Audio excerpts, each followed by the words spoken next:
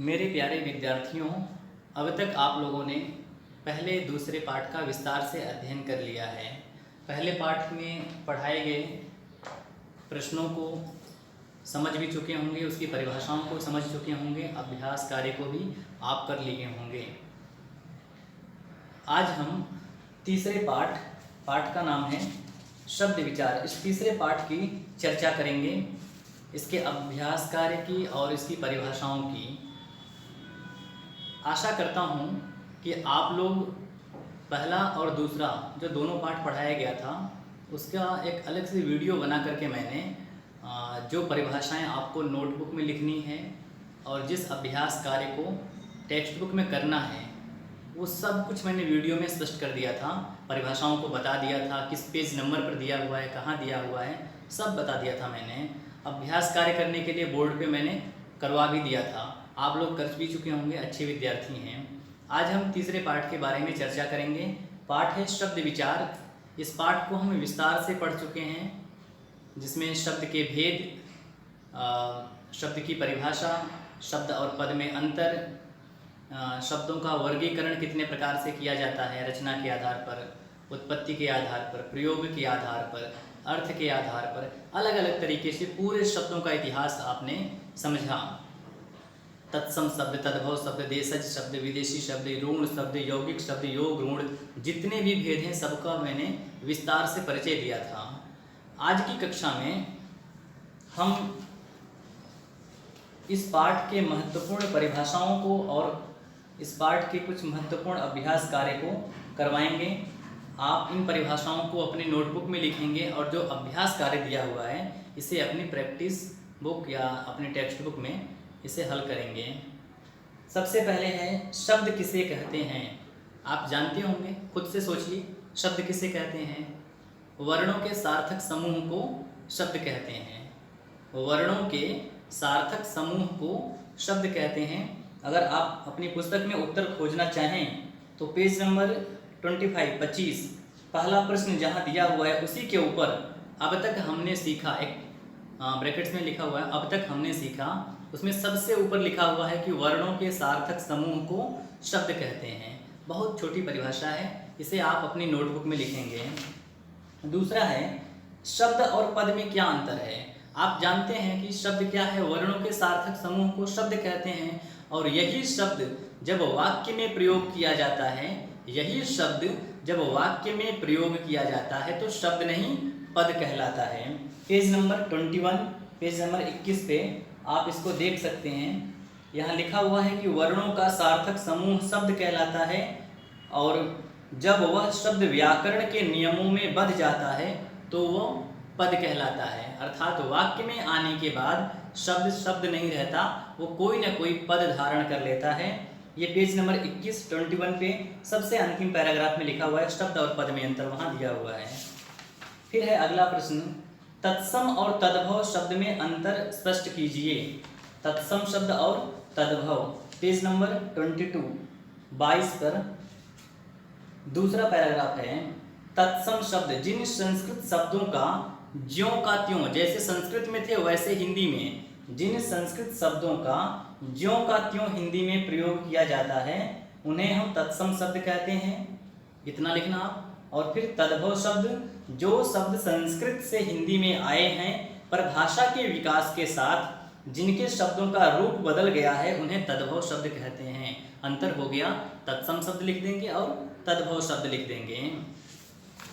अगला प्रश्न है, रचना के आधार पर शब्दों के कौन कौन से भेद होते हैं।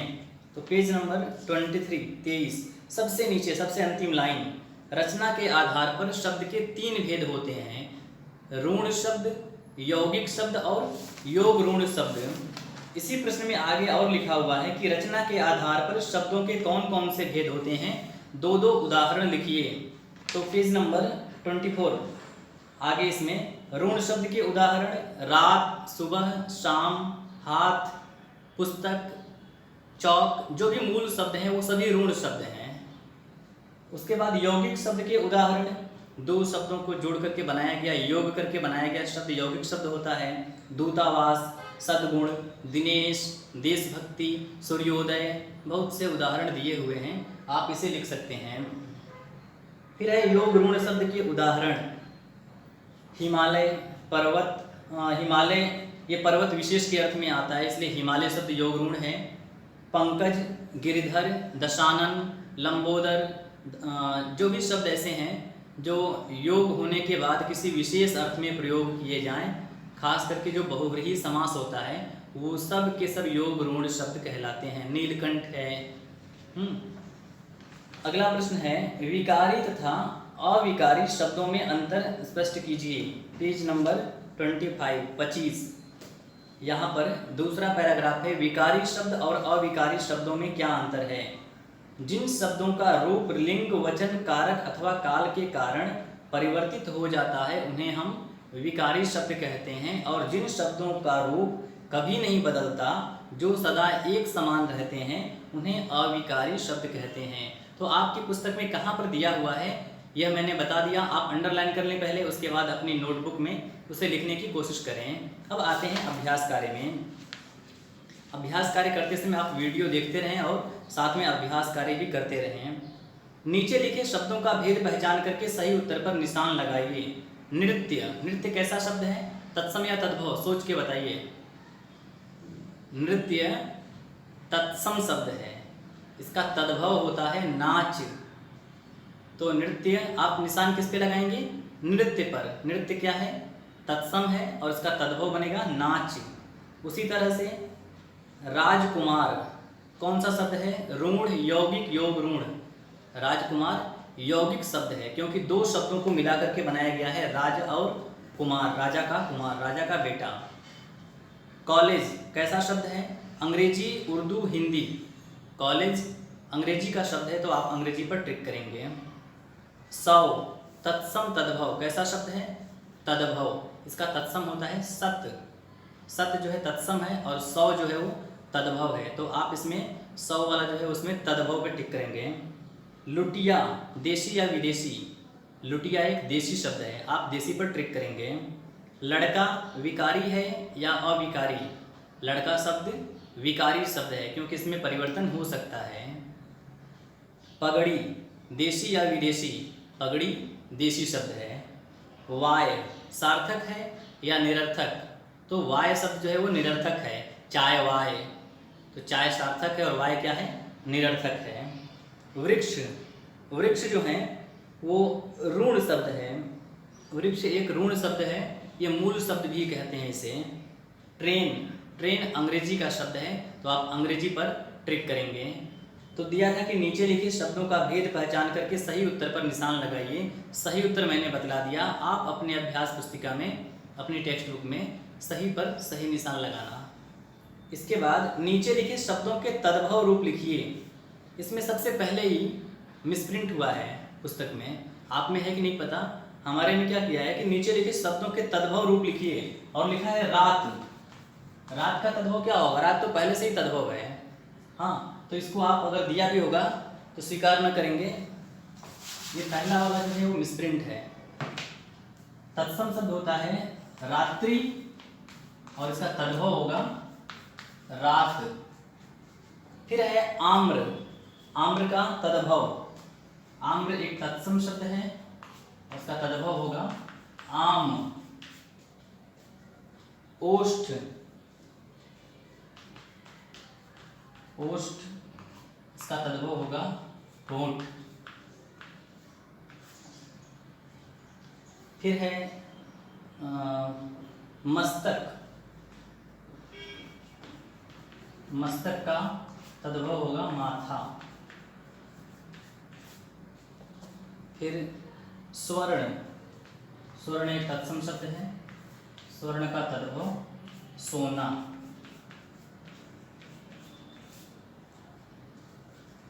घृत, घृत का तद्भव घी। लौह, लौह का लोहा। गृह, गृह का तद्भव घर। शिक्षा, शिक्षा का तद्भव सीख। मक्षिका, मक्षिका का तद्भव मक्खी। फिर है चौथा प्रश्न, हिंदी भाषा में प्रयुक्त होने वाले सार्थक तथा निरर्थक शब्दों को लिखिए। ये आप अपने मन से कहीं से भी कोई भी सार्थक और निरर्थक ले सकते हैं। फिर भी मैं जो मुझे समझ में आया मैं दे रहा हूँ आपको। मन करे तो इसे लिखने या अपने मन से भी आप ले सकते हैं कोई भी सार्थक और निरर्थक शब्द। जैसे चाय वाय, चाय सार्थक है, वाय निरर्थक है। तो दो कॉलम बनाया गया है, इसमें एक सार्थक एक निरर्थक। तो सार्थक में चाय और वाय जो है वो निरर्थक में है। गाना वाना, रोटी वोटी, पढ़ाई वढ़ाई। तो पढ़ाई क्या है, सार्थक है, वढ़ाई जो है वो निरर्थक है। गाना सार्थक है और वाना निरर्थक है। पांचवा प्रश्न है, नीचे दिए गए विदेशी शब्दों के हिंदी पर्याय लिखिए। हिंदी पर्याय अखबार, अखबार का समाचार पत्र। अखबार एक उर्दू का शब्द है जिसको हिंदी में कहते हैं समाचार पत्र। समाचार पत्र। फिर है जरूर, जरूर का अवश्य, हिंदी में बोलेंगे इसे अवश्य। फिर है खत, खत उर्दू शब्द है, इसकी हिंदी होगी पत्र। कोशिश, ये भी उर्दू का शब्द है, प्रयास। फैसला, इसकी हिंदी होगी निर्णय। नंबर अंग्रेजी का शब्द है, इसकी हिंदी होगी संख्या। फिर है विदेशी शब्द है फीस, फीस को हिंदी में कहते हैं शुल्क। फोटो आकृति। शादी, इसका होगा, इसकी हिंदी होगी विवाह। तारीख, हिंदी में बोलते हैं इसको दिनांक। तो ये सभी जो विदेशी शब्द थे इसकी हिंदी मैंने बता दिया, आप इसे नोट कर लेंगे। फिर है नीचे दिए गए शब्दों को सही स्थान पर लिखिए। इसमें थोड़ा सा मिसप्रिंट किया गया है। ऋण शब्द में एक बॉक्स बनाया हुआ है, इसमें शब्दों को लिखा गया है। तो इसमें हुआ क्या है कि ऋण शब्दों को 4 दे दिया गया है और योग ऋण का 2 ही है, जबकि ऑप्शन ऐसे दिया गया कि 3-3 करके, यानी 3 ऋण शब्द लिखना है, 3 यौगिक लिखना है, 3 योग ऋण लिखना है। लेकिन बॉक्स में ऐसे शब्द नहीं दिए गए हैं। ऋण शब्द में वृक्ष, पुस्तक और कमल। वृक्ष क्या है, ऋण शब्द है।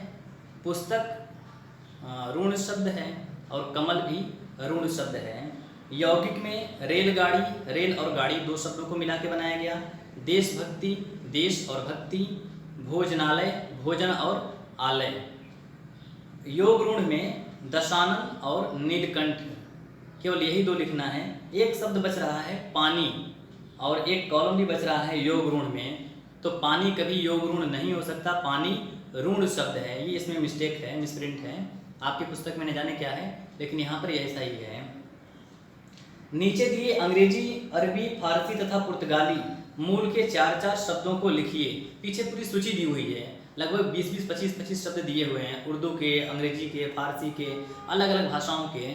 आप पाठ को पढ़ेंगे तो उसमें से बहुत सारे शब्दों को लिख सकते हैं। फिर भी मैं बता देता हूँ। अंग्रेजी के शब्द school, party, driver, cricket, book, pencil, तमाम शब्द ऐसे हैं। आप अंग्रेजी के तो बहुत सारे शब्दों को जानते होंगे जो हिंदी में प्रयोग में लाए जाते हैं। अरबी, अरबी में औरत, इशारा, इनाम, खत। फारसी के शब्द दिल, खून, शरबत, शादी। पुर्तगाली का शब्द गमला, चाबी, तौलिया, साबुन। और भी बहुत सारे शब्द आपके पाठ में दिए हुए हैं, वहाँ से आप नोट कर सकते हैं। 8वां और अंतिम प्रश्न है कि नीचे कुछ तत्सम और तद्भव शब्द दिए गए हैं, उन्हें ढूंढ करके सही स्थान पर लिखिए। तत्सम, इसमें कपाट, हस्त, कूप, अग्नि, नृत्य, शत और दंड। तद्भव में आँख, मोर, ऊंट, दूध, बहन, घोड़ा और सिर। तो ये तत्सम और तद्भव की अलग अलग सूची थी। आप अपने पाठ्य पुस्तक में इसे विस्तार से लिखेंगे, सही तरीके से लिखेंगे, साफ लिखेंगे, सही लिखेंगे, सुंदर लिखेंगे, ताकि मैं चेक कर सकूं। और पहला, दूसरा और तीसरा ये तीनों पाठ समझाया जा चुका है। इसके अभ्यास कार्य भी करवा दिए गए हैं। तो आपसे एक गुजारिश है कि आप नोटबुक में किए गए कार्यों को और अपने टेक्स्ट बुक में किए गए कार्यों को इसका फ़ोटो लेकर के मुझे व्हाट्सएप पे भेजेंगे। पहले नाम, फिर अपना रोल नंबर, क्लास और सेक्शन, फिर अपना कार्य मुझे प्रेषित करेंगे ताकि मुझे पता चले कि आप कर रहे हैं। याद रहे, जो लोग भेजेंगे हमारे पास नामों की सूची है, उसमें से मैं ट्रिक करता रहूँगा कि किसने कर लिया और किसका अभी बाकी है। तो आशा करते हैं कि आज के इस कक्षा में आज का अभ्यास कार्य पूरी तरह से समझ में आया होगा। बहुत बहुत धन्यवाद। अगली कक्षा में मिलते हैं। व्याकरण को छोड़ करके फिर से वापस वसंत पर आते हैं और वसंत का अगला पाठ हम अगली कक्षा में पढ़ेंगे। बहुत बहुत धन्यवाद।